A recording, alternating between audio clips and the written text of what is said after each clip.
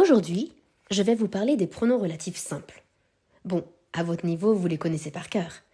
Qui, que, dont, où. Je ne vous apprends rien si je vous dis que qui fait référence à un sujet, que à un COD, ou à un complément de lieu ou de temps, et dont à un complément introduit par deux. Mais est-ce que vous saviez que lequel pouvait aussi être un pronom relatif ? Oui, bien sûr, on l'utilise avec les prépositions pour former un pronom relatif composé. Par exemple, la personne à laquelle je pense est grande. Ou bien, le bar dans lequel nous nous sommes rencontrés vient de fermer.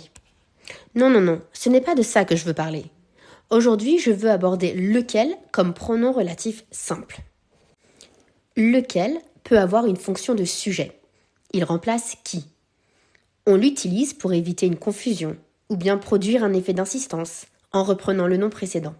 Par exemple, nous allons nous intéresser à Socrate, qui a été le maître de Platon, lequel a été le maître d'Aristote. On le trouve dans les œuvres littéraires, par exemple. Les guerriers se retrouvèrent face à un obstacle physique majeur, le fleuve Isonzo, lequel était surplombé par des montagnes difficiles d'accès. On le trouve également dans le langage juridique. Je m'engage à informer Monsieur Laurent de l'accomplissement ou non de cette tâche hebdomadaire, lequel tiendra à jour le calendrier d'activité ci-contre. Lequel peut avoir une fonction de complément d'objet. Il remplace que. Par exemple, il s'adressa au ministre, lequel il considérait comme peu compétent. Plus étonnant, on peut l'utiliser comme complément introduit par de à la place de dont. Le dictionnaire Le Robert indique qu'il n'y a aucune différence entre les deux phrases suivantes. Les enfants desquels j'ai la garde ont 5 ans. Et les enfants dont j'ai la garde ont 5 ans. Si ce n'est qu'au quotidien, on a une préférence pour dont.